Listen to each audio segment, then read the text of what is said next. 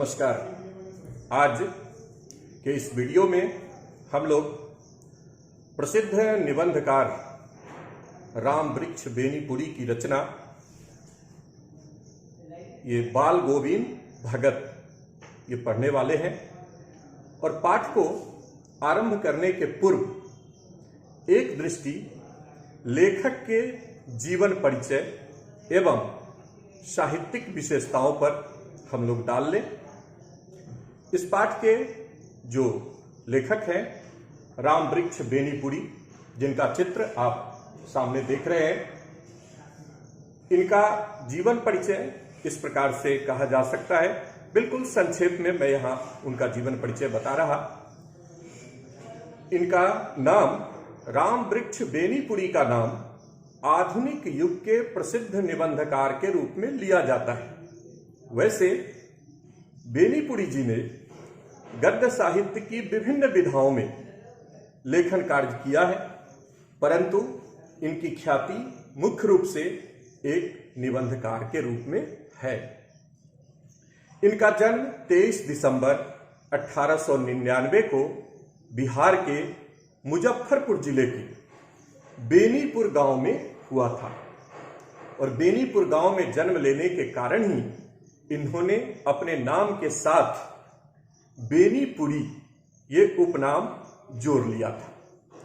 बचपन में ही माता पिता का निधन हो जाने के कारण इनका पालन पोषण इनके ननिहाल में इनके मौसी के द्वारा किया गया।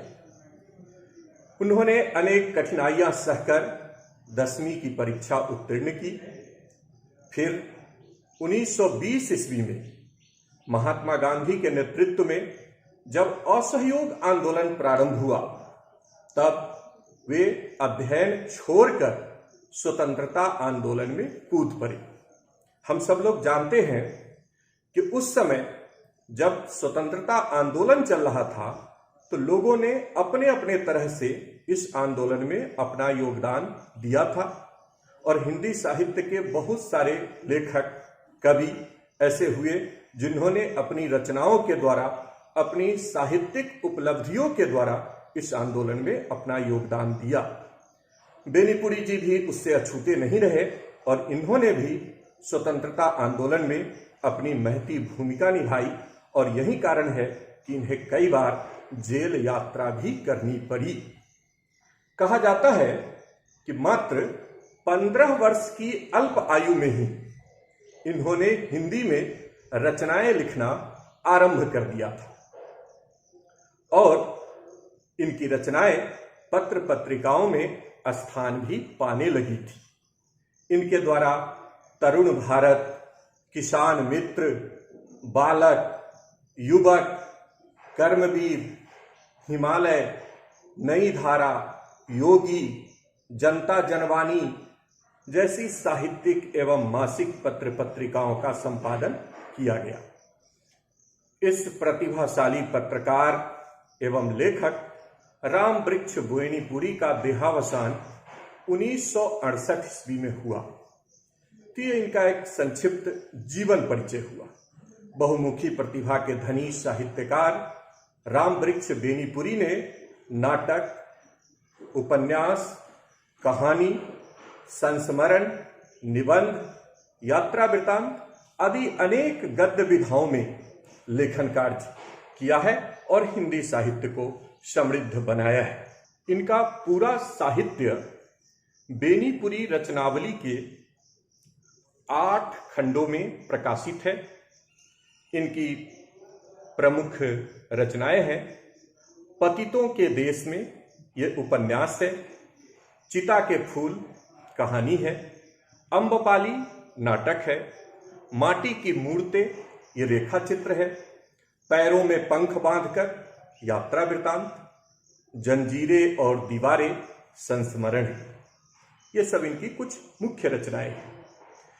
जहां तक इनकी साहित्यिक विशेषताओं की बात है, तो राम वृक्ष बेनीपुरी स्वतंत्रता सेनानी भी थे। उनके जीवन में राजनीति, साहित्य और संस्कृति की धाराओं का प्रवाह देखने को मिलता है। उनकी रचनाओं में समाज सुधार, राष्ट्र उत्थान ये सबके स्वर भी सुनाई देते हैं। जहां तक भाषा शैली की बात है, बेनीपुरी जी ने अपनी रचनाओं में भावों एवं पात्रों के अनुकूल भाषा का प्रयोग किया। ये एक बड़ी विशेषता मानी जाती है किसी भी रचनाकार की, कि पात्र के अनुकूल भाषा। कोई पात्र, कहानी का कोई पात्र, अगर वो गांव का रहने वाला है या कहें कि वह मूर्ख है, गंवार है, तो फिर उसकी क्या भाषा हो सकती है। कोई विद्वान है, पढ़ा लिखा व्यक्ति है, उसकी विद्वता उसकी भाषा से झलक के ये प्रयास साहित्यकार के द्वारा किया जाता है और इसमें बेनीपुरी जी को पूरी सफलता मिली।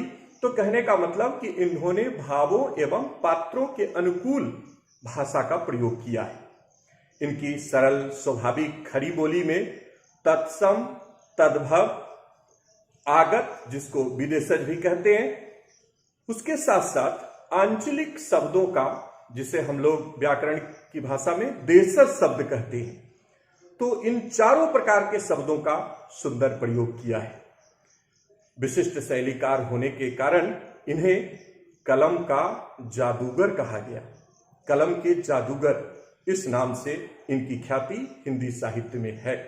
इनकी जो रचना हम लोग पढ़ने जा रहे हैं, बाल गोविंद भगत, इसमें भी तत्सम शब्दों के रूप में कुछ शब्द आपको मिलेंगे जो बिल्कुल तत्सम शब्द हैं, जैसे भाद्रपद, रहस्य, शुक्र, मस्तक, आवृत्त, और उसके साथ साथ गांव, भादो, पतोहू, ये सब तद्भव शब्दों का भी इन्होंने प्रयोग किया। उसी प्रकार से बोलचाल के शब्द जैसे समूचा, संझा, लिथरा, अधरतिया, पियवा, ये सब शब्द जिनको हम बोलचाल की भाषा के शब्द कहते या देशज शब्द के रूप में जानते हैं, उन शब्दों का प्रयोग भी मिलेगा। और इसके साथ जैसे खामखा, फुर्सत, चिराग, गुजार आदि आगत शब्दों का भी सुंदर प्रयोग दिखाई देता है। जो रचना हम लोग पढ़ने जा रहे हैं वह गद्य साहित्य की रेखा चित्र विधा में लिखा गया है। रेखा चित्र गद्य की एक अलग विधा है।